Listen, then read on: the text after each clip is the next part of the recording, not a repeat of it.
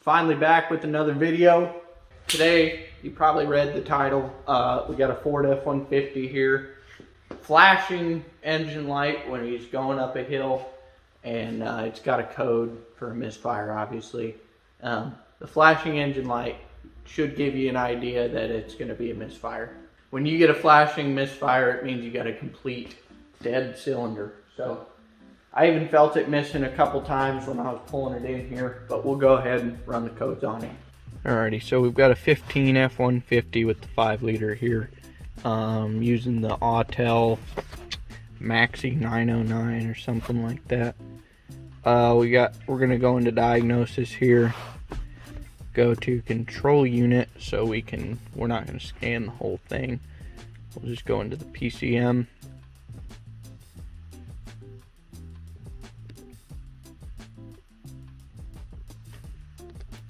Okay, and then from the PCM we can go into Read Codes, Retrieve Continuous Memory.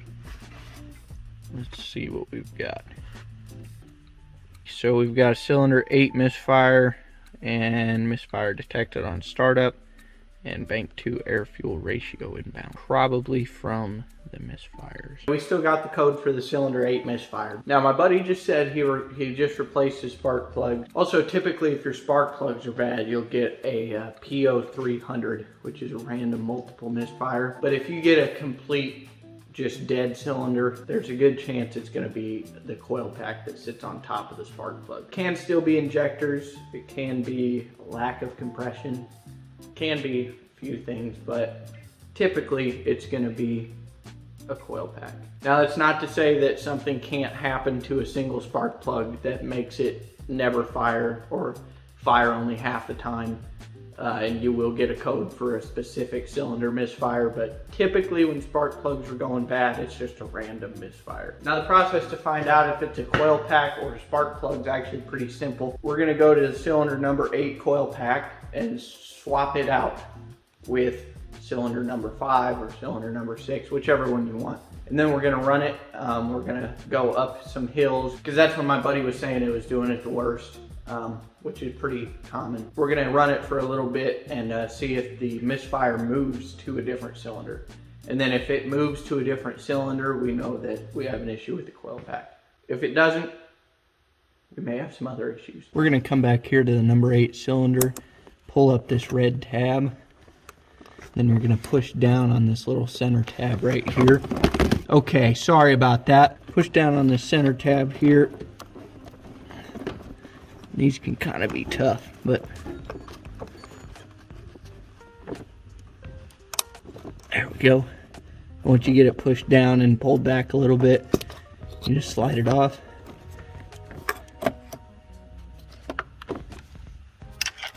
And you're going to take your 8mm.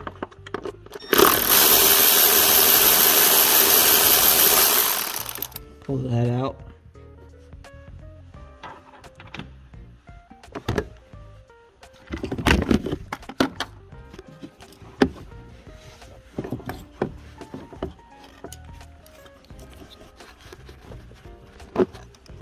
You just take the coil pack,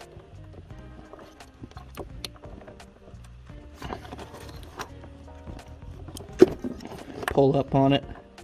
You'll want to look at it and make sure there's no oil in there, because a leak in your valve cover, there's a seal right here that seals this tube, and if that seal's leaking and you're getting oil from your valve cover down inside there, that can also cause a misfire. But you can see ours is pretty clear of oil. There's, you know, it's dry. There's some corrosion on the inside. But we're going to swap it out here with cylinder number 7. Do the same thing, just pull that out, just swap them out. This was originally our cylinder number 8. This was originally cylinder number 7. We swapped them out. Now you're going to want to plug them back in. Push the lock tabs back down.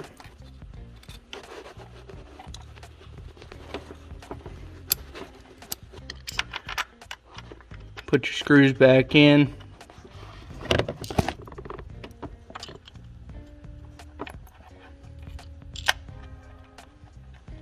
Don't go too tight with these because you can definitely break them off.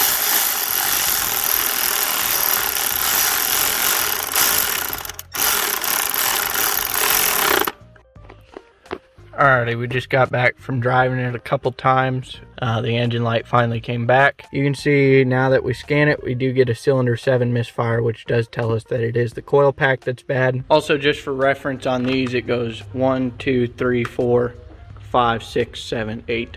But yeah, now we know that our coil pack is the issue causing the misfire. I would recommend, if I were you, to just go ahead and replace them all because they're going to end up going out anyway. It's pretty common that Fords have coil packs going out. They've done it since the 5.4s. They were known for it. Haven't had as many on the 5 liters yet that I've seen, but obviously this one. Update, my buddy doesn't want to do all of the coil packs, which is understandable. It's a little bit pricey. So we're just going to throw this one in here. Alright, so they just want to replace this one. It's no longer number 8 coil pack, it's number 7 because we switched them out. So do the same thing as before. Pull your red tab up. Push that tab down. Unplug it. Okay, get your 8mm.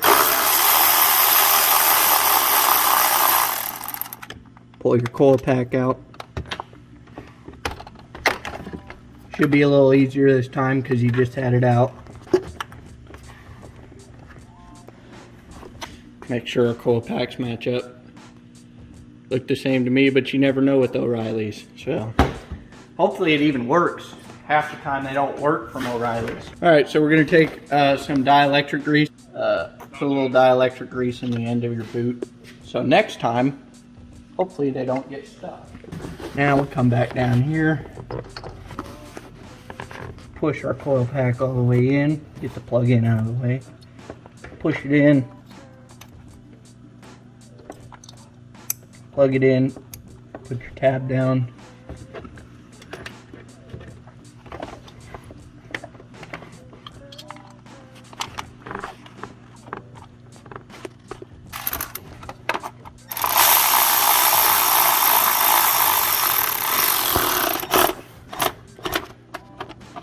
and you don't need to go super tight with those. They're very small. You can break them off pretty easy. But then you test drive it and see if you fix your problem.